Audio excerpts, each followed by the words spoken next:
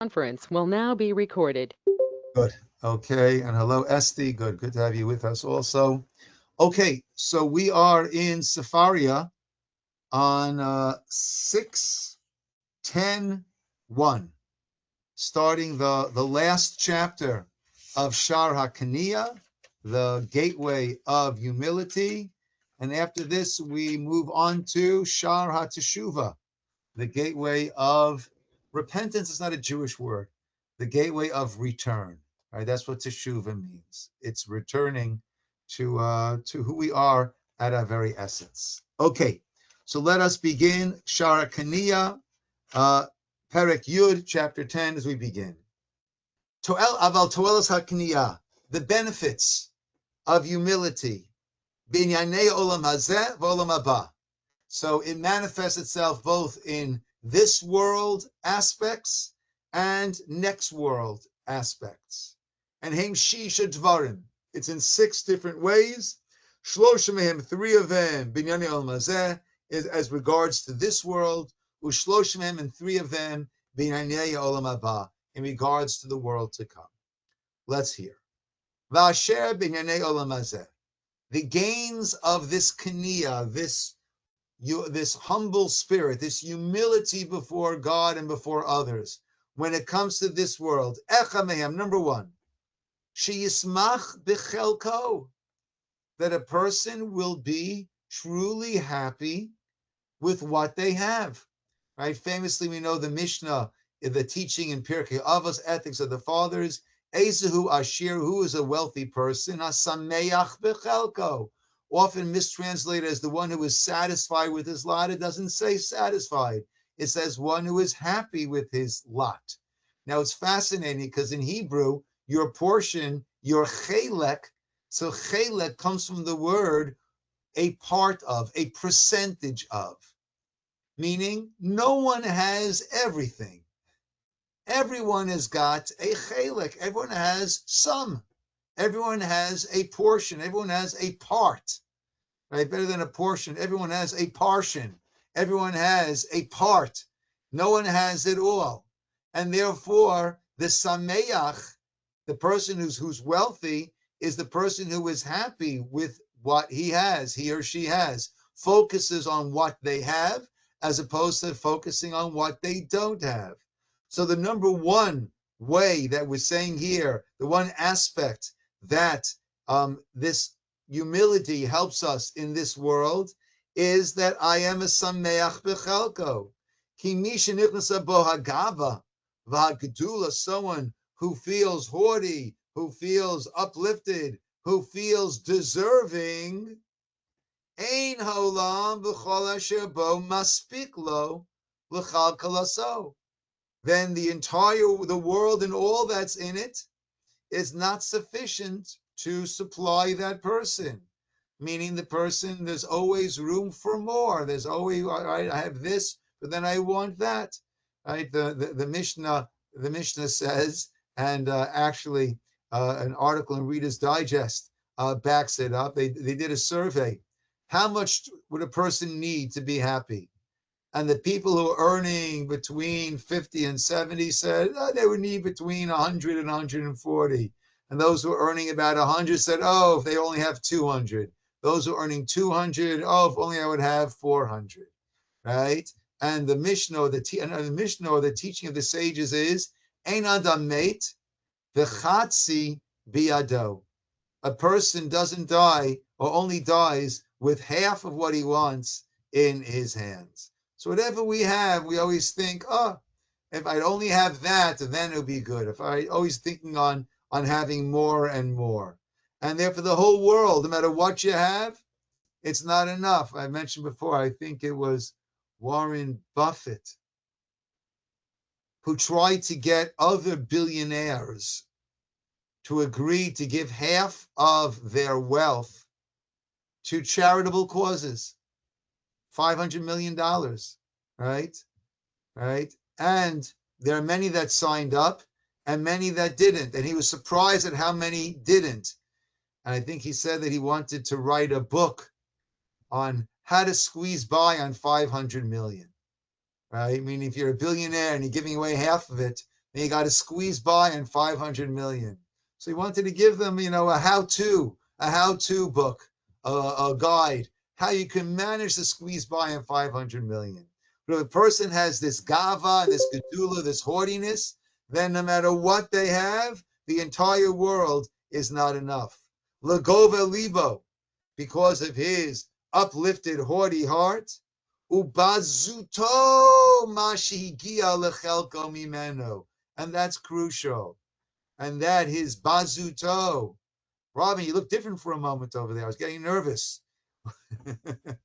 Hi there, Scott. Good to see you.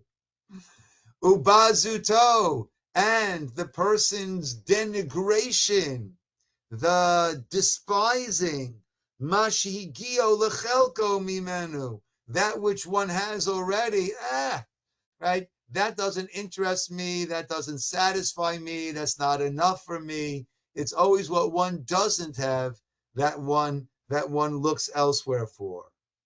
The kasher nichne, but when a person has this humility, ein lenafsho etzlo shum ma'ala.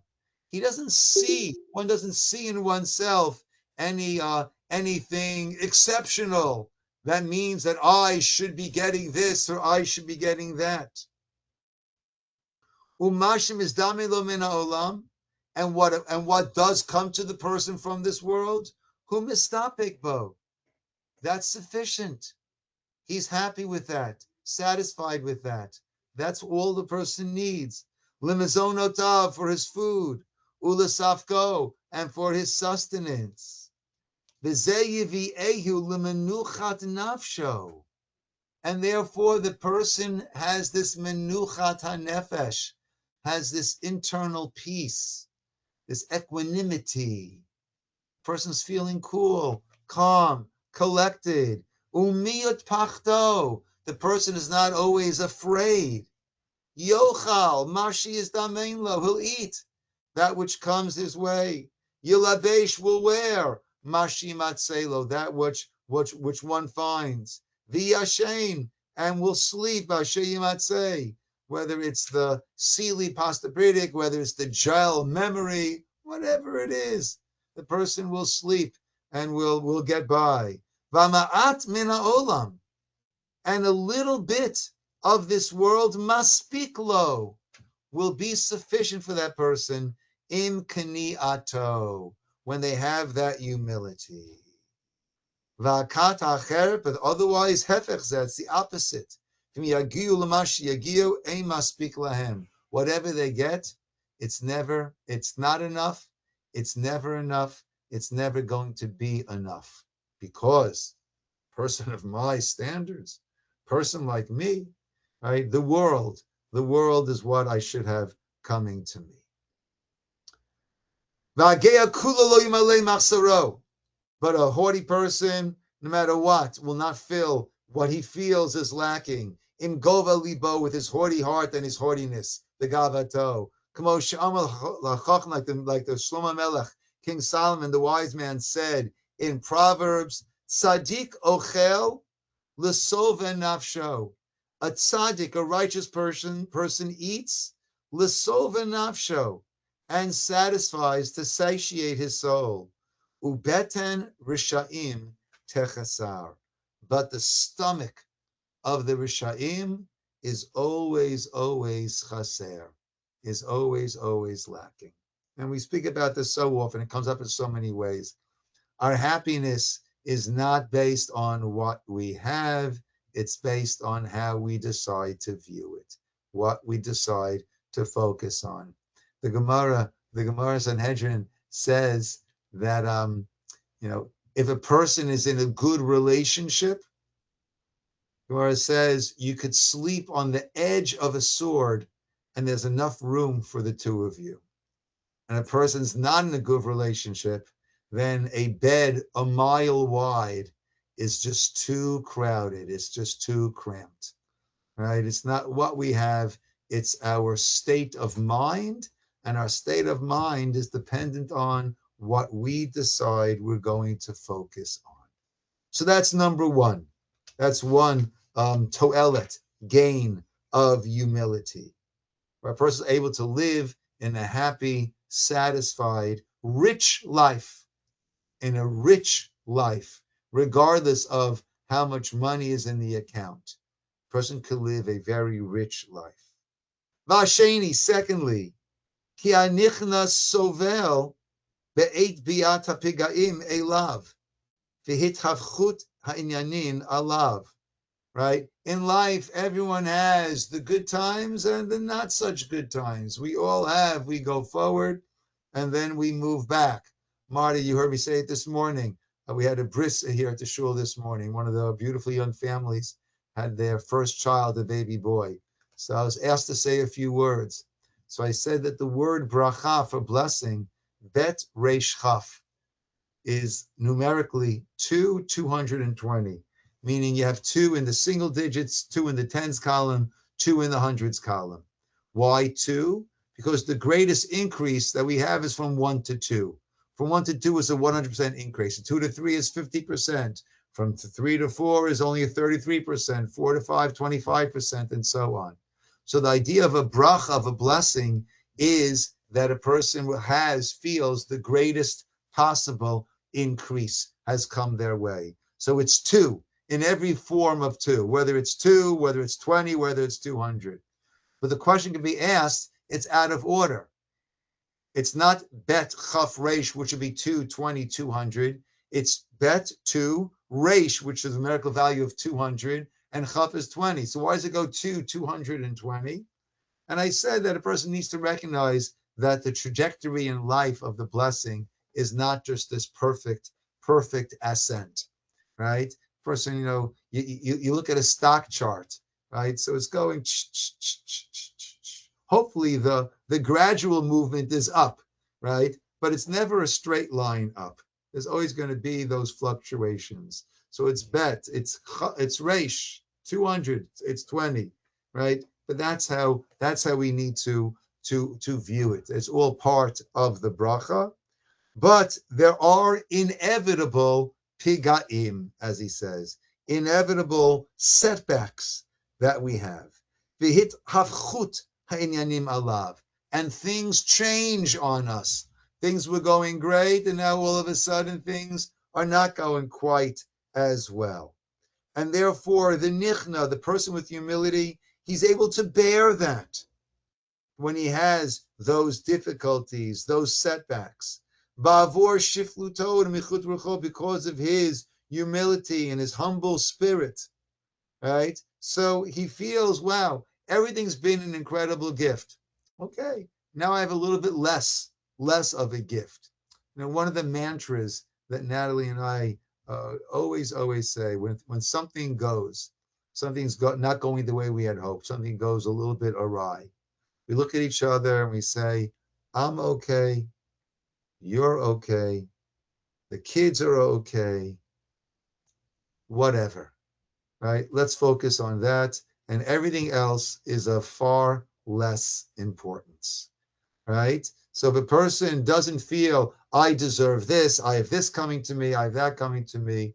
I've shared the beautiful story, I love it, by Rabbi Schwab, about Rabbi Schwab. Rabbi Schwab was the leader of the German community in Washington Heights, the Yeka community as it was referred to. And he always had a beautiful smiling countenance.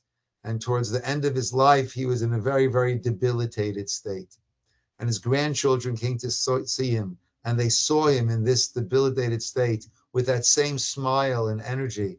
And they said to him, Zaidi, Saba, Grandpa, still? Right? Even now, you still have that beautiful smile and that energy. And he said, imagine someone's giving you $1 million a day, every day of your life. And at a certain point, he cut it back to 300,000 or to 100,000. Would you say, what happened to the rest? What happened to the balance? Why isn't it $1 million? Or do you say, thank you for what you're getting? Right? And that was his view on his debilitated state as he had gotten older. So therefore, again, a person who has that humility recognizes that these are gifts that we get from Hashem and does not see ourselves as deserving of these gifts, because no matter how much good we do, Hashem does so much good for us that we're always going to be in the negative column in terms of how much, and if we have earned it or not, right? So a person who has that humility, when things go wrong, things go south, they have the setbacks. So the person is okay. He handles it. Ba'avor shifluto u'numichut rucho, because of his humility and his humble spirit. Vageya, but a haughty person, pachado gadol, he's always in fear of losing. V'savalo ma'at, and the patience that he has, the forbearance that he has when things don't go is very, very limited. When these difficulties, setbacks come his way. Because of his haughtiness. Umiyut ritzono be'in yanav. And also there is that, so he's never satisfied with what he has. And now this happened. It was bad enough before, and now this, right? So any little shake, right, really shakes that person to the core. Kamosha Nemar, like it says, b'mi, about a person, Shahaya al derech hazu, who was on this path. Ech nafalta mishamayim. This song too, I believe, Sancherib, the king of Bavel, who was so high and so haughty. And the Navi, talking about his downfall, says, Ech nafalta mishamayim. How have you fallen? Mishamayim, from the heavens. Halel, the one who is shining. Ben hashachar, you the son of the morning light. Nigdata la'aretz, you've been cut down to the ground. You who were cholesh al goyim, you who imposed your power and thereby weakened all the other nations, right? Your haughtiness brought you down. The Gemara speaks about that. The Gemara Megillah speaks about, asks, what made Esther, right? Purim is coming up in another 5 weeks or so, less, right? 3 weeks, probably 3-4 weeks.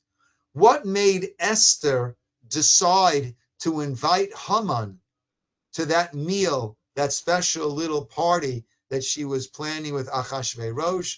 And the Gemara goes through about 12, 13 different motives that Esther had in doing that. But one of them is she wanted to pump up Haman, to give him all that pride and all that arrogance, right? As he said, right? No, out of the whole kingdom, no one was invited to go to this party along with Esther and Achashverosh besides me. But she knew it's like a balloon. The more you pump it up, the easier and more devastating it is when it pops, right? And that's what she was doing. And with the ge'eh, with the haughty person who pumps himself up, the slightest push can cause a puncture, and the whole and the person just falls apart. Vashlishi, and the third advantage, toelet, gain, in this world of this humility, a person with humility, he finds favor in the eyes of others. Other people like this person. They're drawn to her or to him, right? They appreciate being around this person. It's pleasant being around. V'ahuv lahem. This person becomes beloved to them. V'karov lidatam. And right, he's close to their thinking, meaning he accepts them, he values them. Ulitnaheg v'minhagam, and he can act, he can behave along with them. He's not feeling that he is higher or different or above in any way, and therefore people enjoy that. And when people like you, life is a lot more enjoyable. Life becomes very nice when you're around people who like you, who appreciate you. It's been said about one of the kings, usually a king would walk in a very slow, dignified, pompous, decided manner. And he would walk along at a good pace. Kishayolech, when he was walking. Vishalu oto. And they asked him, why do you walk so differently than all the other kings? Alilat hadavar. What is the reason for this? La'amar. And he said, Lefi shehu yoter rachok miderech haga'ava. Walking in such a way distances a person from the ways of arrogance, right? A concept we've mentioned very often that's really brought throughout the Sefer Achinuch, which goes through all 613 mitzvot, is the idea of Adam Nifal Kafi Pu'ulotav. A person is acted upon by their actions. If I act in a haughty way, I'll start to feel haughty. If I act in a humble way, I'll start to feel humble. And therefore the king was saying he wanted to force himself to not walk in the usual dignified strut manner of a king in order to keep the gava, that haughtiness, far from him. And on a very practical level, if you walk in quickly, you'll get to where you need to get to faster, be able to accomplish that much more when you get there, right? So, the transit time kills us, right? So let's minimize the transit time. Let's cut to the chase and get to where you want to get to. Vishalu echa min hachachamim. They asked one of the wise people, Bameh hayita adon l'chol b'nei dorecha. How did you merit to be such a leader of your generation amongst your people? Amar, and he said as follows, Mipnei shelo pagati echad mehem. I never encountered anyone shelo ra'iti lo male yetera alai, that I didn't view them as being better than I, as being ahead of myself. This person is better than I. How did he do that? Im haya yoter chacham mimeni. If this person was wiser than I, hayiti omer, I would say, hu yarei elokim yoter mimeni. This person must be God-fearing more than I am. Liyitron chachmato chachmati. If he's smarter than me, he has a better understanding of God, a better understanding of how one is supposed to live, and therefore he's better than I. Katan mimeni b'chachma, and someone who is not as wise as I, Omer, I would say to myself, wow, ki cheshbono, the demands, the accounting, the ultimate accounting that this person will have to give, on that day of accounting, his accounting will be easier than mine. I know more than this person, and therefore when I do something wrong, I'm doing it deliberately wrong. I know it's wrong, and nevertheless I go ahead and I do it. But this person who knows less than I, if he does something wrong, he's doing it without knowing it's wrong, without understanding the importance of it. So that person is better than I. If the person is older than me, Omer, I would say, this person must have amassed more merits than I, because he spent more time in this world than I. So this person has had more time to amass these different merits. And if this person is younger than I, Omer, I say, ki avonotav ma'atim evonotai. So he's had less time to mess up than I've had. I've had more time to make mistakes and to do wrong things than this person has. So I must have a lot more weighing on my shoulders than this person has. Kamoni, and if this person is like me, biamim ubechachma, in age and in wisdom, Omer, I would say to myself, Ulai libo lelokim tov libi. Perhaps his heart is more connected to God than mine. Vishani yodea b'ma shekadam li min avonot. I know what I've done wrong. I'm not going to assume he's done those things wrong. Ve'eni yodea ma shahaya mimenu. Right? And I don't know, right? What this person's done.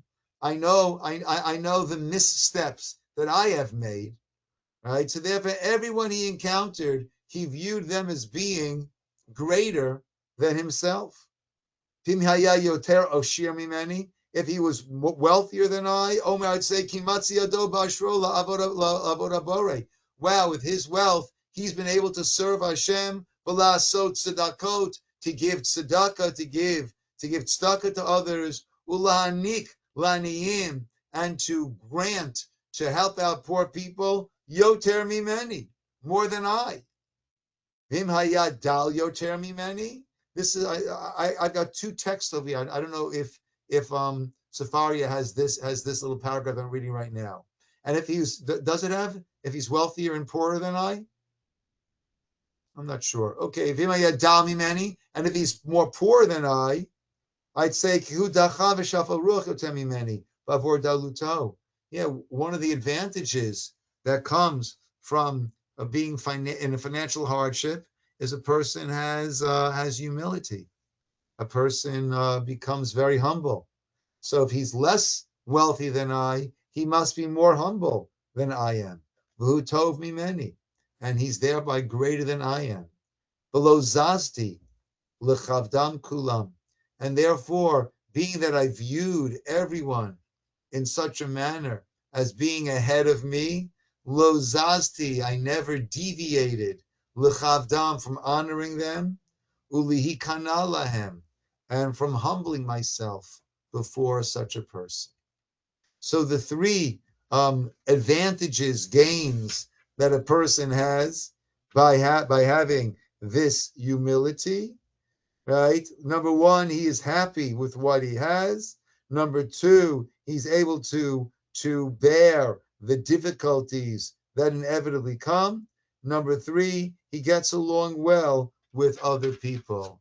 There's a beautiful visual that we give of this that we saw by the plagues, when the plague hit Egypt and the plague of Barad came.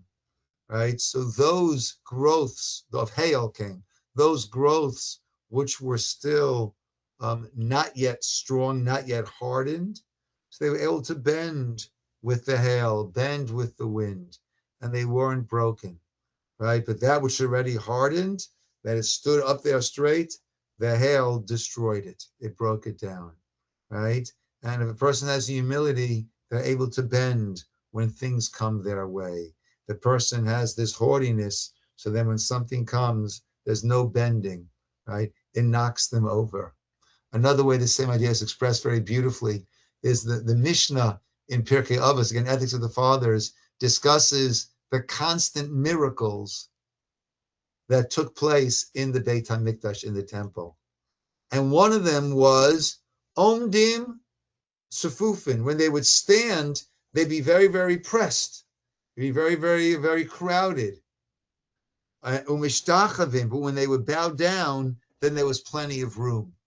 So that was a miracle. If everyone's crowded when we're standing, then when we bend, there won't be any room for everyone to bow down. But one of the miracles was when they bowed down, there was room for everyone to bow down.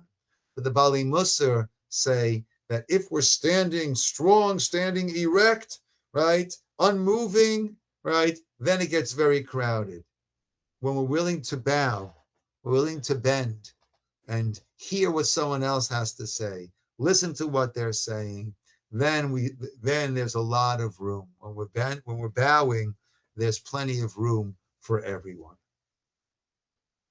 Okay, so those are the three gains that we have in Olam Hazeh, in this world. Let's go further before we get to the other side. V'chein Amar Avosenu Zichron Livracha, and our sages of blessed memory said, and we're going to have a number of quotes, a bunch of them in Pirkei Avos. Have dan et kol adam lekaf zuchut. similar to that Chacham who viewed everyone as being better than he. The pasuk says we should dan et kol ha'adam lekaf zechut. We should judge. The way it's translated is every person lekaf zechut, in a favorable manner. Now it's interesting because it says et kol ha'adam, which actually means the whole of the person. We should judge them favorably. And a very nice approach to that is it's not just telling us what to do, it's giving us the tools as to how to do it. How can I judge everyone favorably? Well, because I have to judge kol adam, the whole person, the person in their entirety.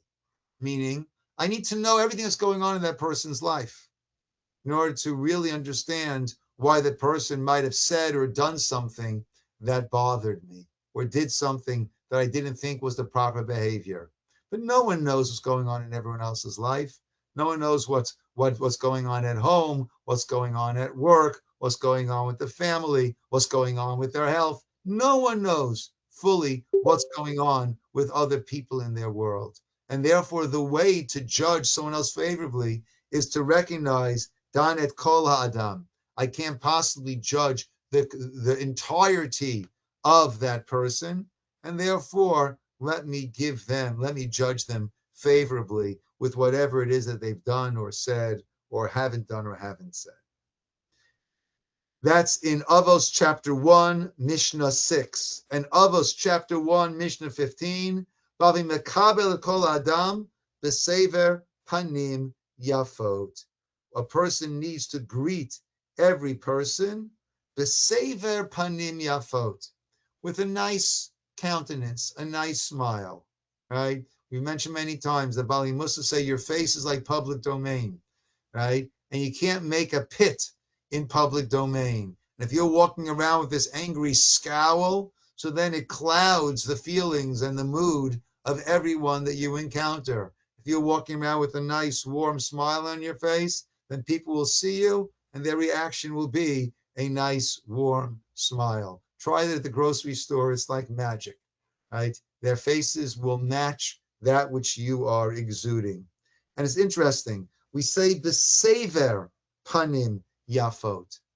And I heard an explanation on that.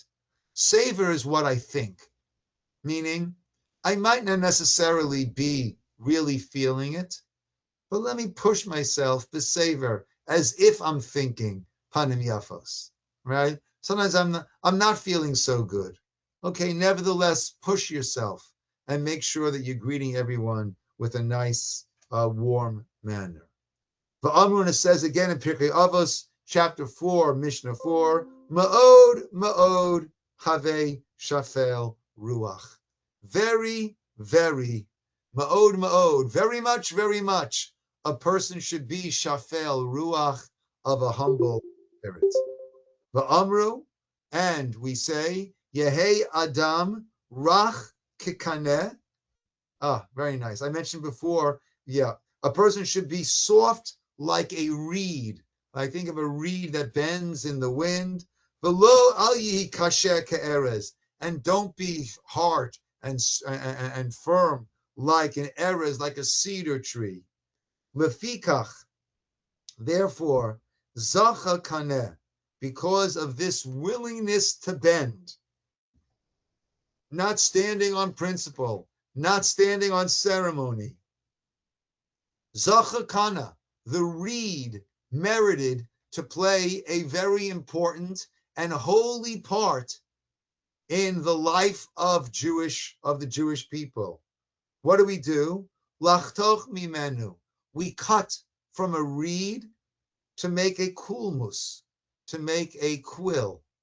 Lichtov bo, and we use that, lichtov bo, to write with it a Sefer Torah, a Torah scroll, or tefillin, or mezuzot, right? So it's because of that willingness to bend that it was chosen to be the instrument through which we impose holiness onto parchment, onto an animal hide, right? It's through that. And the Chavetz Chaim says so beautifully that if we can take the hide of an animal and write upon the hide of an animal words of Torah, the hide, the skin of that animal attains the highest holiness of a Sefer Torah.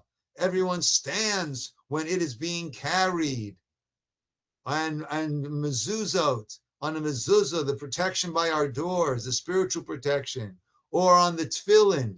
So if you could take an animal hide and you write on it words of kedusha, words of holiness, and that then becomes holy.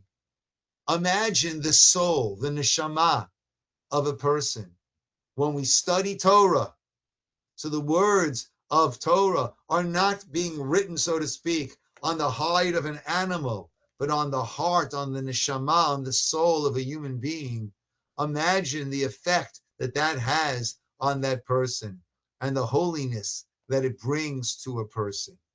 I mentioned many times that when a walk with Rav Hillel Zaks, Zatzal, the Rosh Yeshiva of Chevron, was the grandson of the Chavetz Chaim, how he said that every single word of Torah that we study has the capacity to change us not from an orange to a grapefruit, but from a peanut to a watermelon.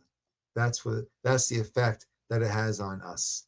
And this bendable reed, this reed that bends in the wind and bends with the tide, it's because it has that willingness to bend, that it therefore is used to write words of holiness and to imbue a parchment with the holiness of a Torah, holiness of tefillin, or holiness of the mezuzot. Beautiful.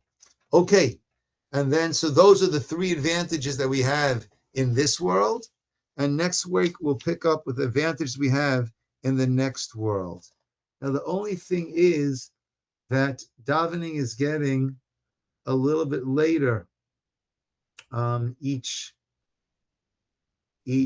Monday. So if we can, I mean, davening is 5:20. I won't be here until about 5 to 6. Maybe we'll just start at 6 o'clock next week. Does that make sense? Okay, good. So next week we'll start at 6 o'clock. I'll probably forget to change that in the email that goes out, but it will be at 6 o'clock. Okay? Very good, my friends. Okay. Bye-bye. Have a good night, everybody. Those who can join us tomorrow morning, 9:30, we have some parsha pastries coming down. Okay. Yay. Good night, everybody.